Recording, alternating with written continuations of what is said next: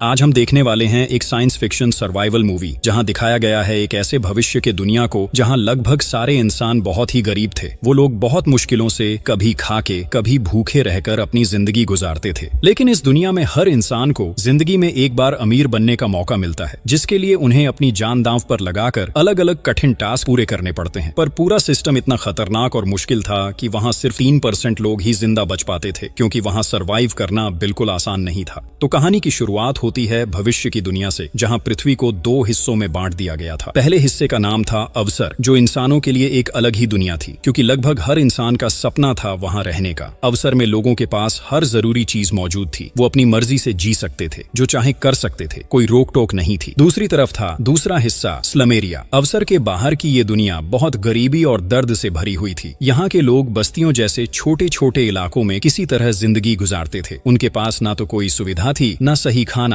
फटे पुराने कपड़े पहनकर किसी तरह अपनी जिंदगी चला रहे थे। लेकिन इस कठिन जिंदगी से बाहर निकलने का एक मौका था, एक ऐसा मौका जहां वो लोग टेस्ट और चैलेंजेस के जरिए अवसर के मेंबर बनने का हक पा सकते थे। पर इसके लिए एक शर्त थी, उन्हें कम से कम 20 साल का होना जरूरी था। और फिर जब वो इस परीक्षा में हिस्सा लेते हैं तो उनमें से सिर्फ 3% लोग ही सिलेक्ट होकर अवसर में जा पाते हैं। बाकी जो लोग पूरी कोशिश के बाद भी पास नहीं हो पाते, उन्हें वापस अपनी उसी गरीब दुनिया स्लमेरिया में लौटना पड़ता है। तो अब स्लमेरिया के लोगों को घोषणा की जाती है कि अवसर का 104वां प्रोसेसिंग शुरू होने वाला है, यानी अब तक 103 बार सिलेक्शन प्रोसेस हो चुका है। यहाँ हम मिलते हैं एक लड़की से, मिशेल। मिशेल ने इस बार अवसर की परीक्षा देने के लिए रजिस्ट्रेशन किया है। स्लमेरिया में जितने भी लोग 20 साल के हो चुके हैं और जिन्होंने रजिस्ट्रेशन करवाया है, उन्हें अब सिर्फ 20 मिनट के अंदर अवसर के ऑफिस पहुंचना होगा। यहाँ हम देखते हैं कि हर व्यक्ति के कान के पीछे एक छोटा सा डिवाइस लगा हुआ है। असल में जब अवसर का रजिस्ट्रेशन पूरा होता है, तब हर उम्मीदवार के कान में यह डिवाइस फिट कर दिया जाता है, जो असल में अवसर में घुसने का पास की होती है। मिशेल और उसके कुछ दोस्त खुशी खुशी लंबा रास्ता तय करके अवसर के ऑफिस पहुंच जाते हैं। वहां स्लमेरिया के सभी लोगों के सामने वहां के चीफ आते हैं। चीफ सभी को संबोधित करते हुए कहते हैं, यह तुम्हारी जिंदगी बदलने का सबसे बड़ा मौका है। हर कोई अपने टैलेंट और अपनी स्किल को पूरी तरह इस्तेमाल करे। वो यह भी सुनिश्चित करते हैं कि किसी के साथ कोई अन्याय नहीं होगा, हर किसी को बराबर मौका दिया जाएगा। और इस तरह सिर्फ वही लोग जो वास्तव में काबिल हैं, वो ही अवसर की दुनिया में घुस पाएंगे। दूसरी तरफ आज अवसर में एक नई एम्प्लॉई आती है, जिसका नाम है इजाबेल। इजाबेल बताती है कि उसे हेड ने खुद यहाँ भेजा है ताकि वो जेफ के सारे कामों पर नजर रख सके। लेकिन जेफ को ये बात बिल्कुल पसंद नहीं आती कि कोई उसके काम में दखल दे। फिर भी क्योंकि इजाबेल को खुद हेड ने भेजा था, इसलिए वो चाहकर भी हेड के फैसले के खिलाफ कुछ नहीं कर सकता था। आखिरकार वो चुपचाप सब कुछ मान लेता है। उधर स्लमेरिया के लोगों का सिलेक्शन प्रोसेस शुरू हो चुका था, और ये प्रोसेस बिल्कुल भी आसान नहीं था। यहाँ के हर एक टेस्ट बहुत मुश्किल और खतरनाक थे, जिसकी वजह से शुरुआत में ही बहुत से लोग बाहर हो जाते हैं और उन्हें फिर से अपने पुराने इलाके स्लमेरिया में लौटना पड़ता है। इसी बीच हम देखते हैं मिशेल को, जिसका इंटरव्यू लिया जा रहा होता है। उससे उसकी जिंदगी से जुड़े कई सवाल पूछे जाते हैं। मिशेल बताती है कि उसका एक बॉयफ्रेंड था, लुइस। पिछले साल जब उसका 20 साल का होने का वक्त आया, तब वो भी अवसर में सिलेक्शन टेस्ट देने गया था, और उसके बाद से वो कभी वापस नहीं लौटा। इसका मतलब शायद वो अवसर में सिलेक्ट हो गया होगा। लेकिन तभी इंटरव्यू लेने वाला आदमी मुस्कुराते हुए कहता है, तुम सोच रही हो कि लुइस अवसर में चला गया, पर यह भी तो हो सकता है कि वो टेस्ट के दौरान ही मर गया हो।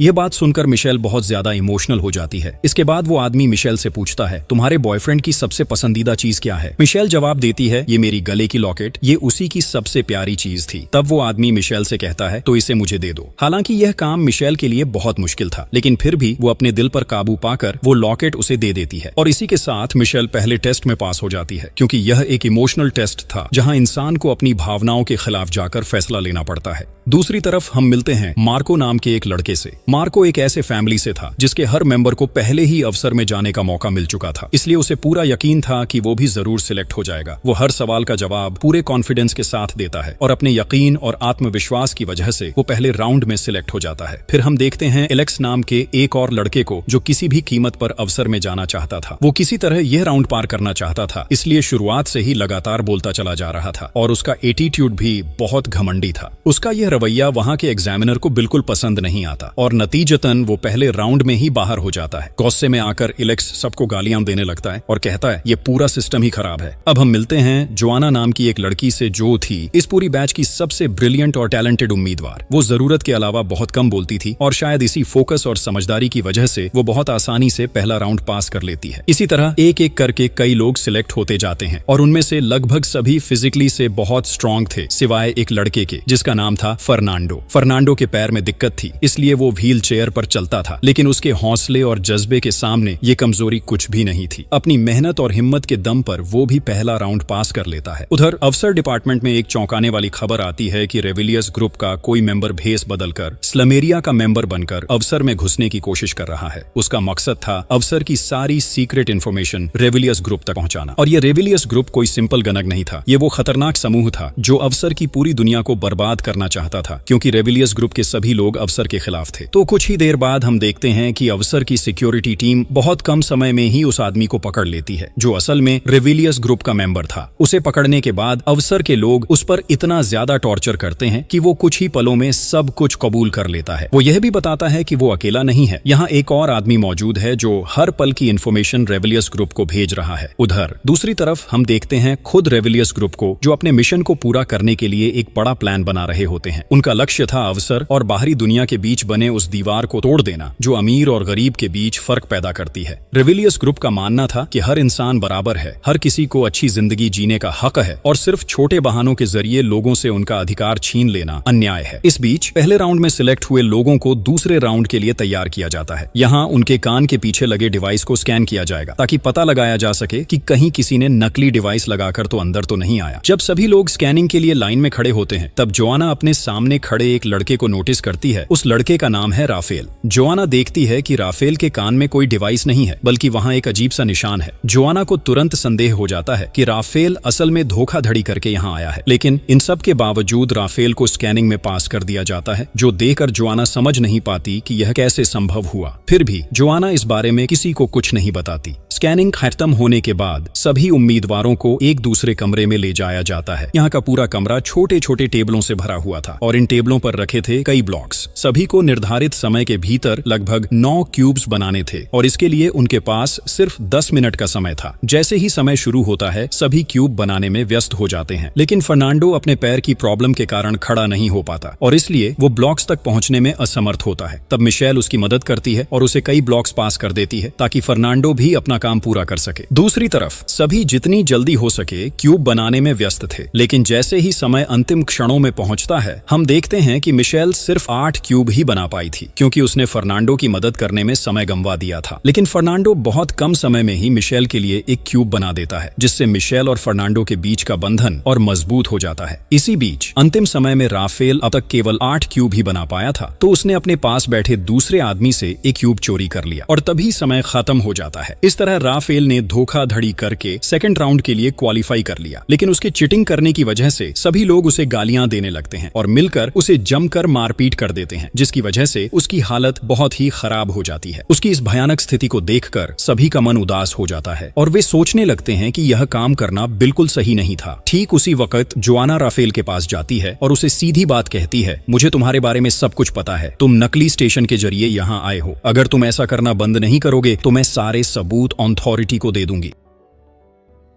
दूसरी तरफ हम इजाबेल को देखते हैं जो यहाँ चीफ के कामों की तह तक जांच करने आई है। इजाबेल हमेशा चीफ की गलतियां पकड़ने की कोशिश करती है। उसका मकसद है किसी भी तरह से चीफ को उसके पद से हटाना और खुद उस जगह पर काबिज होना। उसी समय मिशेल और उसकी एक दोस्त पर अफसर अथॉरिटी का शक होता है कि वे रेविलियस ग्रुप से ताल्लुक रखती हैं। फिर कुछ अफसरी एम्प्लॉय उन्हें उठाकर ले जाते हैं और सख्ती से पूछते हैं, तुम दोनों में से कौन रेविलियस का मेंबर है, और धमकी देते हैं कि अगर दोनों में से कोई भी स्वीकार नहीं किया तो दोनों की जान ले ली जाएगी। फिर वही एम्प्लॉय वहां से चले जाते हैं और इस मौके का फायदा उठाकर मिशेल अपनी दोस्त से कहती है, हमें किसी भी हालत में इस औरत को मार देना चाहिए वरना वो हमें दोनों को मार डालेगी। ठीक उसी वक्त जब वो एम्प्लॉय फिर वहां वापस आता है तो मिशेल की दोस्त उस पर हमला कर देती है, पर मिशेल खुद ऐसा नहीं करती, इसलिए उसकी दोस्त मार दी जाती है। अथॉरिटी को लगता है कि वही मरने वाली शायद रेविलियस की मेंबर थी, लेकिन बाद में हम पाते हैं कि असल में रेविलियस की मेंबर वही मिशेल खुद है और वह किसी खास मकसद के साथ अवसर में घुसी हुई थी। मिशेल को तीसरे राउंड के लिए भेज दिया जाता है, पर उसकी दोस्त की मौत के कारण वह टूटकर बहुत ज्यादा रो रही होती है। इसी दौरान हमें मिशेल का एक और सीक्रेट पता चलता है जो लड़के के बारे में उसने कहा था, लुइस। वह असल में उसका बॉयफ्रेंड नहीं बल्कि मिशेल का भाई था। उसी भाई ने जब अवसर के लिए टेस्ट दिया था तो उसके बाद से मिशेल ने कभी भी उसकी कोई खबर नहीं पाई, इसलिए मिशेल यहाँ अपने भाई लुइस की तलाश करने आई थी। दूसरी तरफ हम फर्नांडो को देखते हैं जिसके दिमाग में उसके पिछले जीवन की कुछ यादें चल रही होती हैं। असल में छोटेपन से फर्नांडो के पैरों में बहुत समस्या थी, लेकिन उसे कभी ज्यादा कष्ट नहीं हुआ क्योंकि उसके पिता हमेशा उसके साथ रहे और उसकी देखभाल की। एक दिन उसके पिता ने उसे कहा था, चाहे तुम्हारे साथ कुछ भी हो जाए, अपने मन में हमेशा हिम्मत रखो। तुम्हारे हौसले और दिमाग से ही तुम किसी भी हाल में अवसर तक पहुंचोगे, क्योंकि अवसर में पहुंचने से उसे अच्छी ट्रीटमेंट मिलेगी और वो फिर से चल सकेगा। इसके बाद फर्नांडो को फिजिकल टेस्ट के लिए ले जाया जाता है, जहां उसके पैर में एक विशेष सुई डाली जाती है और पहली बार उसे पैर में दर्द महसूस होता है। डॉक्टर उसे बताते हैं कि अगर तुम किसी तरह अवसर में सिलेक्ट हो गए तो तुम्हारे पैर का इलाज संभव होगा। दूसरी तरफ हम चीफ को देखते हैं जो इजाबेल से कहते हैं, मुझे एक बहुत इंपॉर्टेंट काम है, मैं जल्दी वापस आऊंगा। चीफ जैसे ही चला जाता है, इजाबेल उस पर अपनी नजर बनाए रखती है। इजाबेल देखती है कि चीफ अपने कपड़े बदलकर, भेष बदलकर स्लेमेरिया की तरफ जा रहा है। चीफ भी बाहर लगे कैमरों की ग्रीन लाइट देखकर समझ जाता है कि किसी ने उस पर निगरानी रखी हुई है, इसलिए वह जल्दी से वहीं से वापस लौट आता है। इजाबेल बहुत कोशिश करती है कि चीफ के खिलाफ सबूत जुटा सके, पर वह किसी भी तरह का ठोस सबूत नहीं निकाल पाती। इसी बीच कॉम्पिटिटर्स को एक कमरे में बंद कर दिया जाता है जहां कुल 7 लोग थे। उन्हें 6 कॉइन दी जाती हैं और बताया जाता है कि उनमें से किसी एक को एलिमिनेट करना होगा। उनके पास सिर्फ 15 मिनट का समय है जो उस फैसले के लिए दिया गया था। अगर 15 मिनट के अंदर किसी को चुना नहीं गया तो 7 ही लोग एलिमिनेट हो जाएंगे। वो सब मिलकर कॉइन्स फ्लोर पर रखकर देर तक बहस करते हैं कि किसे बाहर करना चाहिए। काफी समय बीत जाने पर भी वे किसी निष्कर्ष पर नहीं पहुंचते। तब राफेल बोलता है कि वोटिंग कर दी जाए। मिशेल कहती है कि उन्हें जोआना को वोट करना चाहिए क्योंकि जोआना सबसे चालाक है और वही सबसे बड़ा खतरा है, इसलिए उसे ही बाहर किया जाना चाहिए। पर मिशेल को डर है कि अगर ऐसा होगा तो जोआना को पता चल सकता है कि मिशेल असल में रेविलियस की मेंबर है। पर क्योंकि जोआना पहले से ही राफेल के बारे में जानती थी तो राफेल जोआना का समर्थन करता है और कहता है कि उन्हें फर्नांडो को निकाल देना चाहिए क्योंकि फर्नांडो के पास अवसर में रहने की कोई योग्यता नहीं है। इससे वहां अदरों में उथल पुथल मचने लगती है। तभी वहां की एक लड़की कहती है कि वे अब स्कार्फ के जरिए सिलेक्शन करें। वो स्कार्फ को 7 हिस्सों में बांट देगी और हर कोई एक एक हिस्सा लेगा। जिसके हाथ में सबसे छोटा टुकड़ा लग जाएगा उसे वहां से निकलना होगा। स्कार्फ से वोटिंग होने पर देखा जाता है कि जोआना के पास सबसे छोटा हिस्सा आया, इसलिए जोआना को एलिमिनेट होना चाहिए। लेकिन जैसे ही उन्हें नेक्स्ट राउंड में भेजने शुरू की जाती है, पता चलता है कि जोआना ने पहले ही बैग से एक कॉइन चुरा ली थी, यानी वह भी चिटिंग कर रही थी। इस तरह जोआना भी चिट करके यह राउंड जीत जाती है और किसी बेगुनाह आदमी को नसीब से बाहर कर दिया जाता है। इसके बाद जब सभी लोग कॉइन को एक डिवाइस में डालते हैं तो उन्हें एक एक ड्रिंक दी जाती है, लेकिन जोआना यहाँ अपनी कॉइन को रख देती है क्योंकि वह इसे अपने जरूरत के मुताबिक इस्तेमाल करना चाहती है। इसी दौरान जोआना को अपने पिछले जीवन की यादें याद आती है जहाँ उसके पड़ोसी उसे बहुत सताया करते थे, उसे मारते थे और उसका खाना छीन लिया करते थे। दूसरी तरफ इजाबेल का संपर्क अवसर के काउंसिलर से होता है जिसका नाम है मैथ्यूस। मैथ्यूस इजाबेल से कहता है कि वह हमेशा चीफ पर नजर रखे क्योंकि वह भी चीफ को हटाना चाहता है। इसी बीच कॉम्पिटिटर्स को एक जगह खड़ा कर दिया जाता है क्योंकि अब उन्हें अगले राउंड के लिए ले जाना है। एक अवसरी एम्प्लॉय उन्हें बताता है कि उन्हें अब 5 मिनट के अंदर एक टनल पार करनी होगी। अगले राउंड शुरू होते ही वे एक अंधेरी सी रूम में पहुंचते हैं जहां एक टाइमर काउंटडाउन कर रहा था। वहां किसी लाइट की तेज ब्लिंकिंग हो रही थी जिसकी वजह से सब हेलुसिनेट करने लगे और अपने टास्क पर ध्यान ही नहीं दे पा रहे थे। कुछ ही पलों में वहां भयानक गैस रिलीज कर दी जाती है, यानी अगर वे जल्दी से इस टनल से बाहर नहीं निकले तो सब यहीं मर जाएंगे। ज्यादातर लोग हेलुसिनेट करके जम सी गए थे, पर जोआना बाहर नहीं, उसने चालाकी दिखाई और तुरंत टाइमर के पास पहुंच गई। वहां उसने देखा कि टेबल पर 6 हाथों के प्रिंट बने हुए थे और समझ गई कि शायद हर किसी का हाथ इन प्रिंटों में रखने से ही दरवाजा खुलेगा। बाकी लोग महसूस ही नहीं कर पा रहे थे। फिर भी जोआना मेहनत करके एक एक कर उनके पास गई, उन्हें दरवाजे के सामने खड़ा किया और उनका हाथ सही प्रिंट में रखवा दिया। जब सबने एक साथ अपने हाथ प्रिंट्स पर रखे तो टाइमर खत्म होने से कुछ ही सेकंड पहले दरवाजा खुल गया। अगले स्टेज में पहुंचने पर वे देखते हैं कि वहां हर किसी के लिए एक बेड रखा हुआ है। सभी बहुत थक चुके थे, इसलिए वे अपने अपने बेड पर लेटकर आराम करना शुरू कर देते हैं। इसी बीच फर्नांडो और मिशेल एक दूसरे से बातें करने लगते हैं। बातचीत के दौरान वे एक दूसरे के काफी करीब आ जाते हैं क्योंकि दोनों धीरे धीरे एक दूसरे को पसंद करने लगे थे। दूसरी तरफ जोआना अपने अतीत की एक फ्लैशबैक देखती है। उसमें वह अपने सुरक्षा के लिए चोरी छिपे किसी आदमी के घर में घुसती है ताकि वहां से एक गन चुरा सके। जब वह घर में घुसती है और गन चुराने लगी तभी उसे किसी की आवाज सुनाई देती है और वह बहुत डर जाती है। समझने से पहले ही वह गलती से गन दबा देती है जिसकी गोली एक छोटे बच्चे पर लग जाती है और बच्चा तुरंत मर जाता है। जोआना आज तक इस घटना को भूल नहीं पाई। लगभग हर समय उस बच्चे की याद उसके सामने तैरती रहती है। दूसरी तरफ हम चीफ को देखते हैं जो कंप्यूटर में एक अलर्ट पाता है। सीसीटीवी फुटेज चेक करने पर वह समझ जाता है कि स्लेमेरिया का एक छोटा बच्चा उनके अफसर ऑफिस में घुस गया है। फौरन ही वह उस बच्चे के पास पहुंचता है जिसका नाम है अगस्टो। अगस्टो चीफ को बताता है कि उसे बहुत भूख लगी थी और इसलिए वह मदद पाने के लिए यहाँ आया। चीफ वहां मौजूद सीसीटीवी फुटेज को तुरंत डिलीट कर देता है ताकि किसी को पता न चले कि बच्चा आया था। फिर वह अगस्टो को अपने घर ले जाता है, उसे स्वादिष्ट और भरपूर खाना खिलाता है और कहता है कि उसने कई बार कोशिश की उसे देखने की, लेकिन कभी सफल नहीं हो पाया। चीफ अगस्टो को हिदायत देता है कि ऐसे यहाँ कभी न आए क्योंकि इससे उसके लिए बड़ा खतरा हो सकता है। इसके अलावा वह अगस्टो को बहुत कीमती चश्मा और खेलने के लिए कुछ ब्लॉक्स भी देता है। तभी इजाबेल वहां पहुंच जाती है। चीफ किसी तरह अगस्टो को छिपा देता है और इजाबेल चीफ से कहती है, मुझे लगता है कि अवसर में कोई घुस आया है, लेकिन मैं किसी को नहीं देख पा रही। इजाबेल यहाँ चीफ को फंसाने के लिए तरह तरह के सवाल पूछती है, लेकिन चीफ हर सवाल का सही जवाब दे देता है। इजाबेल वहां से चली जाती है और चीफ खुद अगस्टो को अवसर से बाहर निकालकर उसे स्लेमेरिया में पहुंचाता है। दूसरी तरफ हम जोआना को देखते हैं। जोआना फेक रजिस्ट्रेशन कराने एक महिला के पास जाती है। वह महिला जोआना को सर्जरी करके एक फेक रजिस्ट्रेशन डिवाइस लगाती है। दिलचस्प बात यह है कि उस महिला का नाम भी जोआना था, इसलिए जोआना उस डिवाइस में अपना ही नाम रख देती है। सर्जरी के बाद वह महिला जोआना से कहती है कि वह बहुत ही बुरी इंसान है क्योंकि उसने एक बच्चे की हत्या की है। फिर महिला जोआना को अपमानित करके वहां से निकाल देती है। जोआना ये सब सोचते सोचते बहुत उदास हो जाती है। तभी राफेल उसके पास आता है और जोआना राफेल को सब कुछ बता देती है। साथ ही कहती है कि वह असल में बहुत ही बुरी इंसान है, लेकिन राफेल उसे सांत्वना देता है और कहता है कि इसमें उसकी कोई गलती नहीं थी, यह तो सिर्फ एक हादसा था। इस तरह धीरे धीरे राफेल और जोआना के बीच संबंध अच्छे होने लगते हैं। अगले दिन सुबह जोआना और फर्नांडो आसपास हर चीज को देख रहे थे। वे अगले राउंड में जाने की कोशिश कर रहे थे, लेकिन जिस दरवाजे से वे अंदर आए थे वह अब बंद था और आसपास कोई रास्ता नहीं था जिससे वे बाहर निकल सके, यानी वे सभी इस जगह में फंस गए थे। फर्नांडो ने यह बात सबको बताई तो सभी मिलकर बाहर निकलने का रास्ता खोजने लगे, लेकिन आसपास ना कोई दरवाजा था और ना कोई इंसान, साथ ही खाने के लिए भी कुछ नहीं था, जिससे सभी काफी डर और चिंता में पड़ गए। राफेल कितने ही स्टैंड इन लाने के बाद भी कुछ काम नहीं आया। पर दूसरी तरफ मार्कस ने एक पैनल देखा जिस पर अलग अलग नंबर ऊपर नीचे हो रहे थे।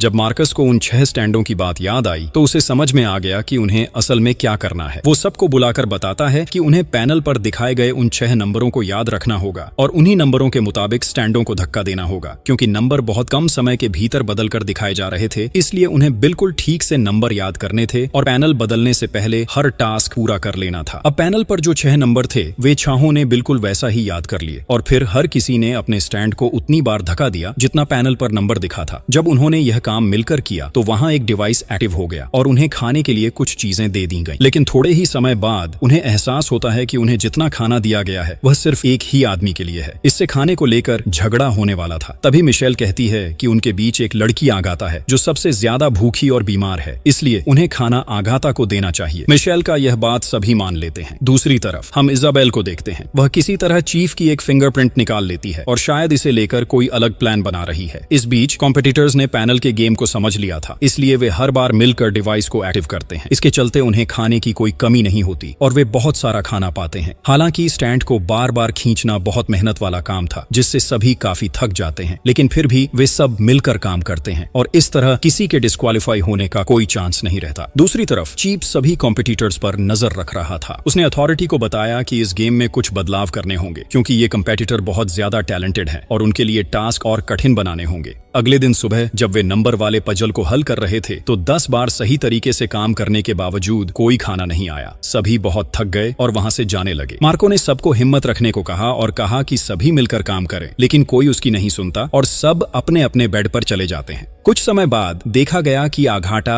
अकेले लंबे समय तक स्टैंड खींच रही थी, जिसके कारण अचानक बहुत सारा खाना गिर पड़ा। सभी खाने के लिए झपट पड़े। अब मार्को सबको समझाता है कि इस राउंड में सभी टेस्ट शायद बदल दिए गए हैं, इसलिए उन्हें कोई और तरीका ढूंढना होगा ताकि वे जल्दी से इस स्टेज को पार कर सकें। इसके बाद सभी मिलकर वहां बेड के कुछ हिस्से तोड़ देते हैं और जो जगह खाने के लिए आती थी उसे मुश्किल से थोड़ा सा खोलने में कामयाबी मिलती है, लेकिन यह दरवाजा स्प्रिंग से फंसा हुआ था और किसी भी समय यह उन पर गिर सकता था, जिससे उन्हें मार भी सकता था। तभी राफेल हिम्मत करके अंदर जाता है और वहां एक और बंद दरवाजा देखता है। जब वह सबको यह बताता है तो सभी निराश होकर वापस लौटते हैं। अब उनके पास कोई खाना भी नहीं था। इसी बीच मार्को बताता है कि उनमें से किसी ने बहुत सारा खाना छुपा रखा है। सभी मिलकर उस लड़के के पास जाकर खाना मांगते हैं, लेकिन वह कोई खाना देना नहीं चाहता। तब मार्को उसकी हालत बहुत खराब कर देता है, जिससे लड़का आखिरकार खाना देने के लिए राजी हो जाता है। इसके बाद मार्को हर जगह तलाशी लेता है और कई लोगों के बेड के नीचे भी खाना खोज लेता है। इस दौरान हमें मार्को का एक फ्लैशबैक दिखता है। वह असल में सोल्जर था और उसका फैमिली कई साल पहले उसे छोड़कर अवसर चला गया था। जब वह अवसर में आता है तब वह अपनी प्रेग्नेंट पत्नी को छोड़कर आता है। दूसरी तरफ हम जोआना को देखते हैं। वह देखती है कि आगाटा बीमार होकर वहीं पड़ी है तो जोआना आगाटा के जूते ले लेती है। पास ही वहां एक चिमनी जैसी जगह थी जिससे उन्हें जूस दिया जाता था, तो जोआना अकेले ऊपर की ओर चढ़ने लगती है। ऊपरी हिस्से पर पहुंचने पर वह देखती है कि चीफ वहां खड़ा है। चीफ उसे अपने पास बुलाता है और कहता है कि वह शुरू से ही जोआना पर नजर रख रहा है। उसका कहना है कि जोआना का टैलेंट उसे इम्प्रेस करता है और अगर जोआना अवसर में जाएगी तो निश्चित ही कुछ अच्छा करेगी। चीफ आगे बताता है कि बाकी कॉम्पिटिटर्स ने 50% राउंड पूरा कर लिया है, लेकिन उनके लिए अभी और भी कई टेस्ट बाकी हैं, क्योंकि पृथ्वी पर बचना इतना आसान नहीं है। इस बीच मिशेल, फर्नांडो और बाकी लोग मिलकर एक बैरिकेड तैयार कर रहे थे। दूसरी तरफ मार्को अपनी एक गैंग बना चुका था। वह लगातार लोगों की चीजें तलाश कर लेता था, जिससे एक महिला के साथ उसका झगड़ा शुरू हो गया। मार्को गुस्से में आकर उसके सिर पर जोर से वार करता है। राफेल बहुत गुस्सा हो जाता है और देखता है कि महिला मर चुकी है। वह मार्को को मारने ही वाला होता है, लेकिन मार्को की गैंग उसे मारने के लिए ही आती है। तब राफेल दौड़कर बैरिकेड की ओर जाता है, जहां कई लोग डर के मारे आश्रय ले चुके थे। शुरू में किसी ने उसे बैरिकेड के पास आने नहीं दिया, लेकिन राफेल मिशेल को कुछ समझा देता है, जिससे मिशेल उसे बैरिकेड के अंदर आने देती है। इस बीच चीफ जोआना से कहता है कि अब उसे फिर से कॉम्पिटिटर के पास लौटना होगा और बाकी टास्क पूरे करके साबित करना होगा कि वह वास्तव में अवसर में रहने की योग्य है।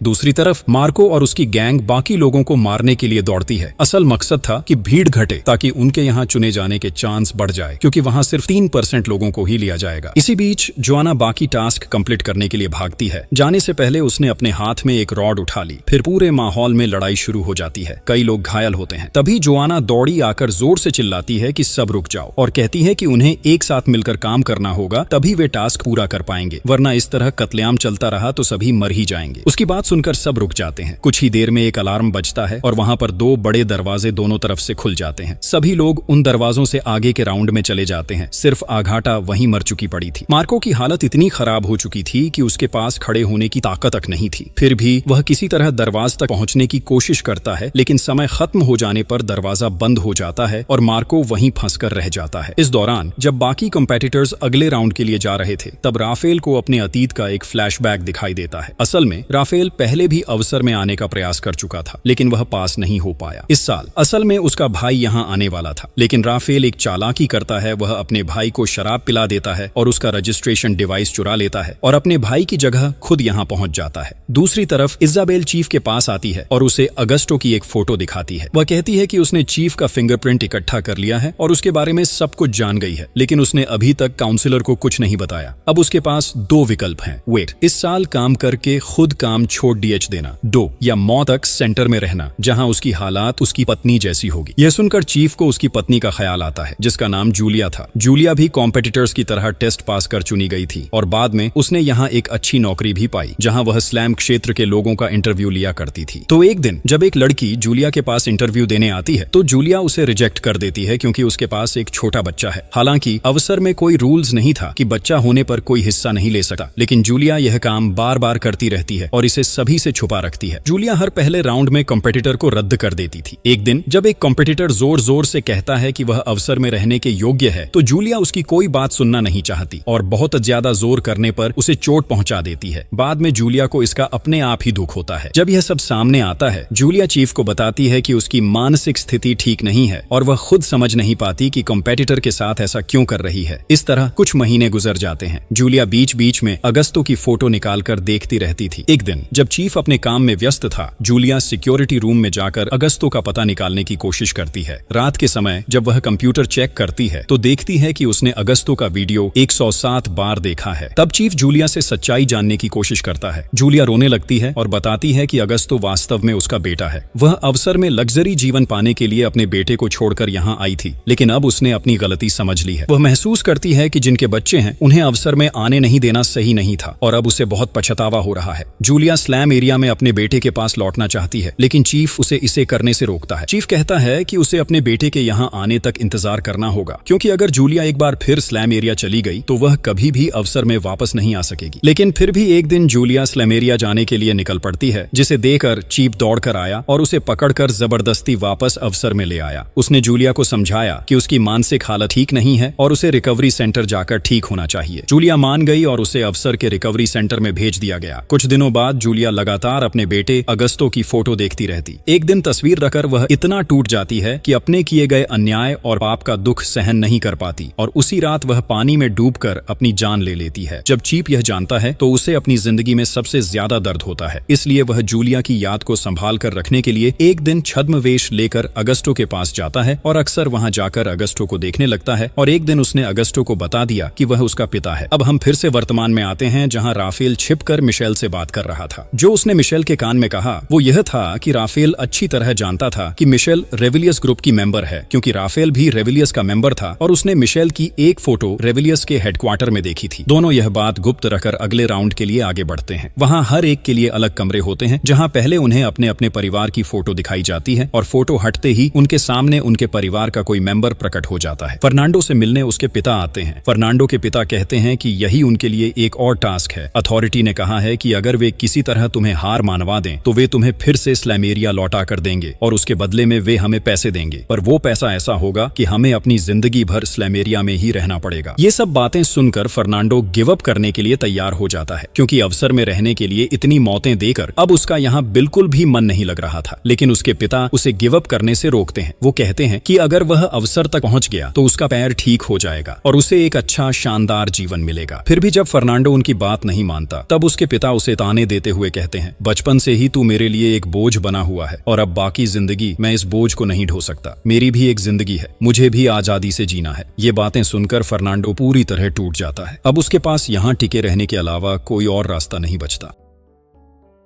दूसरी तरफ हम जोआना को देखते हैं, जो कि एक अनाथ लड़की थी। फिर भी एक आदमी उसके पिता बनकर उससे मिलने आता है। वो आदमी जोआना से कहता है कि वह उससे मिलने सिर्फ इन पैसों के लिए आया है। उसे जोआना की फेक रजिस्ट्रेशन की सच्चाई भी पता थी, इसलिए वह उसे धमकाता है, अगर तूने यहाँ गिव अप नहीं किया तो मैं अथॉरिटी को बता दूंगा कि तू एक फ्रॉड है। ये सुनकर जोआना डर जाती है, क्योंकि अगर ये बात बाहर निकल गई तो उसकी मौत भी हो सकती है। जोआना मजबूर होकर पहले तो उस आदमी की बात मान जाती है, लेकिन थोड़ी देर बाद वह अपने सिर पर एक घर रखकर वहां से भागने की कोशिश करती है, मगर वहां का दरवाजा बंद था। तभी वह आदमी जोआना को जमीन पर दबा देता है और उससे पूछता है कि उसने यहाँ फेक रजिस्ट्रेशन क्यों किया। जोआना बताती है कि सलेम एरिया में रहना उसके लिए बहुत मुश्किल था, इसलिए किसी भी हद तक वह अवसर में जाना चाहती थी। इस पर वह आदमी उसे बताता है कि असल में चिफ ने उसे जोआना के पास भेजा था, क्योंकि चिफ पहले ही उसकी फेक रजिस्ट्रेशन के बारे में जान चुका था। चिफ यह सुनिश्चित करना चाहता था कि जोआना रेविलियस ग्रुप की मेंबर है या नहीं, और चूंकि जोआना सबसे ज्यादा टैलेंटेड थी, इसलिए फेक रजिस्ट्रेशन होने के बावजूद भी चिफ ने उसे कुछ नहीं कहा। इसी बीच मिशेल के पास कोई नहीं था। अथॉरिटी का एक आदमी मिशेल से कहता है कि उसके पास 30 मिनट का समय है, अगर वह चाहे तो गिव अप करके पैसे लेकर जा सकती है। जब वह आदमी चला जाता है,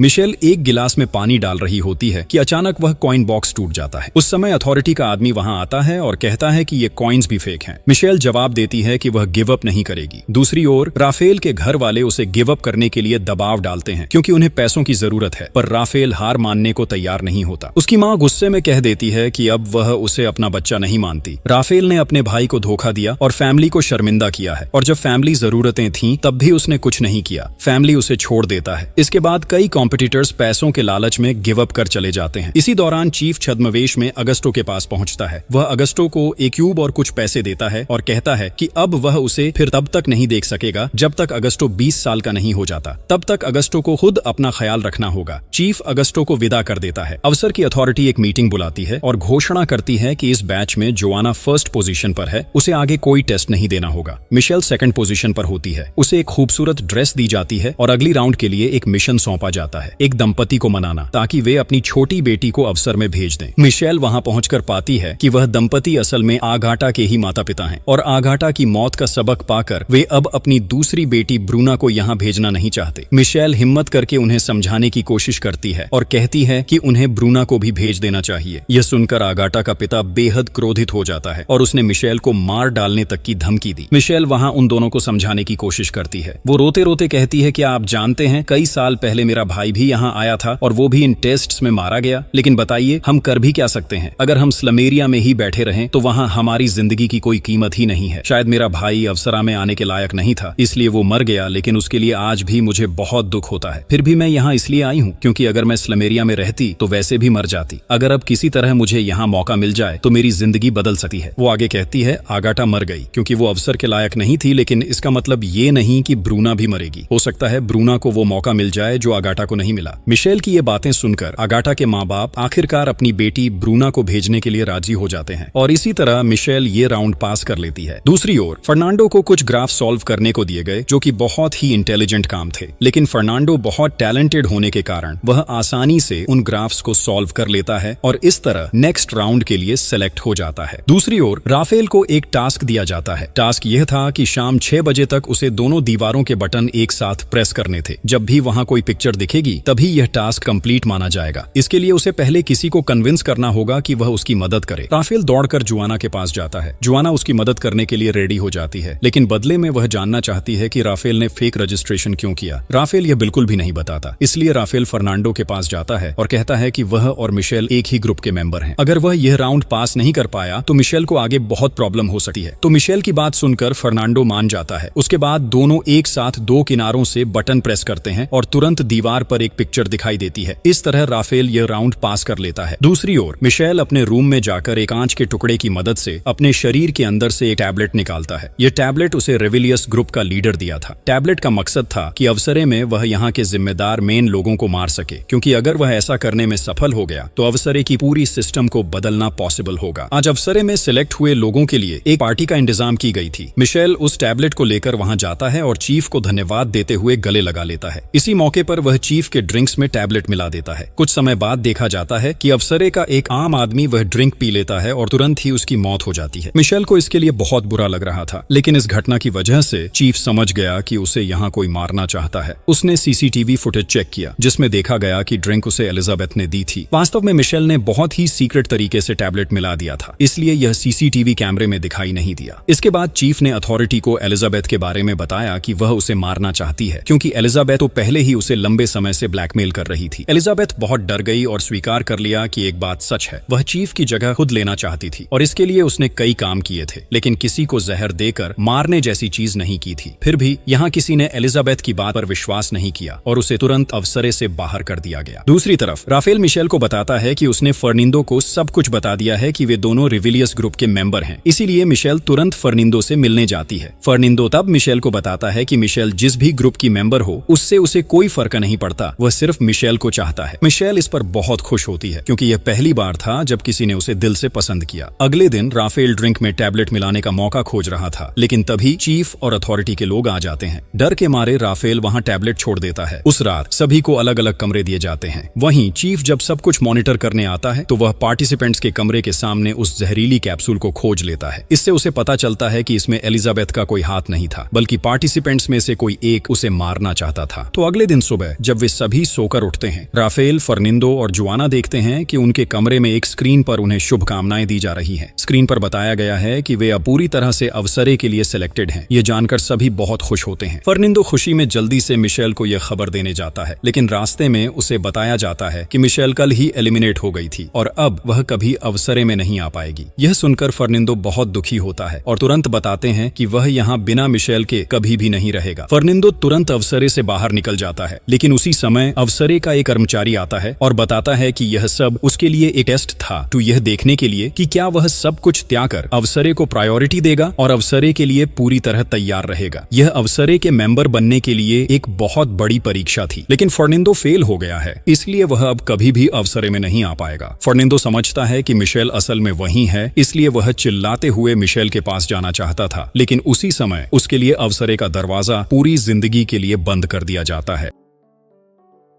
दूसरी ओर देखा जाता है कि चिफ और उसके गार्ड मिलकर मिशेल को सजा दे रहे हैं, क्योंकि चिफ को पता चला कि मिशेल ने ही उसके ड्रिंक में जहर मिलाया था। इसके बाद चिफ सभी गार्ड्स को वहां से जाने के लिए कहता है। चिफ मिशेल से पूछता है कि उसने उसे मारने की कोशिश क्यों की थी। मिशेल बताती है कि वह उसे मारना चाहती थी, क्योंकि चिफ और उसकी अथॉरिटी ने मिलकर ये अजीब नियम बनाए थे, जिससे उसका भाई भी मर गया। उसके भाई की मौत का जिम्मेदार चिफ और अथॉरिटी थे, इसलिए मिशेल ने बदला लेने के लिए उसे मारना चाहा। लेकिन उसी समय चिफ वहां एक वीडियो चलाता है जिसमें दिखता है कि मिशेल का भाई लुइस असल में नहीं मरा था, बल्कि वह उस समय अवसरे के लिए सिलेक्ट हो गया था और अब वह अवसरे में बहुत अच्छी तरह से जीवन जी रहा है। फिर चिफ मिशेल से कहता है, तुम्हारे बारे में मैंने सभी इंफॉर्मेशन इकट्ठा कर ली है और मुझे यह भी पता है कि तुम रिविलियस ग्रुप की मेंबर हो, फिर भी मैं तुम्हें कोई नुकसान नहीं पहुंचाऊंगा। मैं सिर्फ तुम्हें सच बताना चाहता हूँ। रिविलियस ग्रुप वास्तव में तुम्हारे जैसे सरल और भोले लोगों को मूर्ख बना रहा है। उनका उद्देश्य अवसरे को खत्म करना नहीं है, बल्कि अवसरे का इस्तेमाल अपने स्वार्थ के लिए करना है। हमने अवसरे को एक नई दुनिया बनाने के लिए तैयार किया है, जहाँ इंसान अपनी योग्यता के दम पर खुद को सबसे ऊंचे स्तर तक ले जा सके। इसे आप जीवन का एक हिस्सा कह सकते हो। कई साल पहले जब दुनिया सिंपल थी, तब लोग ऊंचे स्तर तक पहुंचने के लिए बहुत कष्ट सहते थे। कई लोगों को तो पूरे जीवन तक संघर्ष करना पड़ता था। हमारा यह हिस्सा भी एक ऐसा ही प्रोसेस है, जहाँ केवल योग्य लोगों को अवसर मिलता है और उनके जरिए से हम एक सुंदर दुनिया बनाना चाहते हैं। इस तरह हमारी आने वाली पीढ़ियों को एक बेहतरीन और खूबसूरत भविष्य मिलेगा। रेविलियस ने तुम्हें अवसरे के बारे में जितना बदतर बताया है, मैं और अवसरे की अथॉरिटी उतने बुरे नहीं है। हमारा मकसद सिर्फ एक सुंदर दुनिया बनाना है, इसके अलावा कुछ भी नहीं। फिर चिफ ने मिशेल के लिए अवसरे की सारी वीडियो दिखाई और सीधे अवसरे के अंदर चला गया। जिन लोगों को यहाँ चुना गया है, चिफ ने सबको बताया कि यहाँ रहने के लिए उन्हें एक वैक्सीन लेनी होगी। ये वैक्सीन एक बार लेने के बाद वे कभी माँ बाप नहीं बन पाएंगे, क्योंकि यहाँ हम सिर्फ उन्हीं लोगों को रखते हैं जो टेस्ट पास कर सकते हैं। सिर्फ जन्म लेते ही कोई अवसरे का मेंबर नहीं बन जाएगा। जो लोग यह स्वीकार नहीं कर सकते, वे अब वापस स्लम एरिया लौट सकते हैं। बहुत से लोग लौट चले गए, लेकिन राफेल ने वैक्सीन ले ली। उसके बाद चिफ सीधे मिशेल के पास गया और सारी वीडियो दिखाने के बाद मिशेल से जानना चाहा कि क्या वह अवसरे में रहना चाहती है या नहीं। अगर वह सचमुच यहाँ रहना चाहती है तो उसे रेविलियस ग्रुप को छोड़ देना होगा और सिर्फ अवसरे के लिए काम करना होगा। अब अवसरे के अंदर लोगों की इतनी खूबसूरत जिंदगी देखकर मिशेल को एहसास होता है कि अवसरे वाकई इतना बुरा सिस्टम नहीं है, इसलिए वह अपनी जिंदगी के लिए अवसरे को चुन लेती है। फिर वह जोआना से कहती है कि अब उसे अपना आखिरी टेस्ट देना होगा। इसके बाद मिशेल जोआना को एक वीडियो दिखाती है जिसमें देखा जाता है कि एक आदमी ने जोआना को मारकर उसका खाना छीन लिया था। तब चीफ जोआना के सामने आता है और कहता है कि सामने एक बटन रखा है, अगर वह बटन दबाएगा तो वे उस आदमी को मार देंगे, क्योंकि अवसरे में रहने के लिए हर इंसान के अंदर बदला लेने की हिम्मत और योग्यता होनी चाहिए, तभी वह यहाँ टिक सकता है। जोआना का तो बचपन से ही सपना था कि वह अवसरे में जाए, इसलिए वह गहरी सोच में पड़कर बटन दबाने ही वाली होती है, पर तभी उसका अंदर का रोकने वाला एहसास, उसकी अंतरात्मा उसे रोक देता है। जोआना कहती है कि वह किसी को सिर्फ इसलिए नहीं मार सकी कि उसने उसका खाना छीन लिया। उस इंसान को मारने का कोई औचित्य नहीं बनता। यह सुनकर चीफ जोआना से कहता है, तुम इतनी भोली हो, मुझे पहले नहीं पता था। तुम सिर्फ एक छोटे से टास्क के लिए अपने अवसरे जाने का मौका खो चुकी हो। जोआना शांत होकर जवाब देती है, मैंने अवसरे जाने का मौका खो दिया हो सकता है, लेकिन अपनी मानवता नहीं। फिर वह वहां से निकल जाती है। बाहर फर्नांडो अभी भी मौजूद होता है। जोआना फर्नांडो के साथ स्लेमेरिया में लौट आती है, जबकि मिशेल अवसरे में अपने भाई से मिलने चली जाती है। इस तरह जोआना और फर्नांडो अपने अपने रास्तों पर चले जाते हैं और यहीं इस कहानी का खत्म होता है।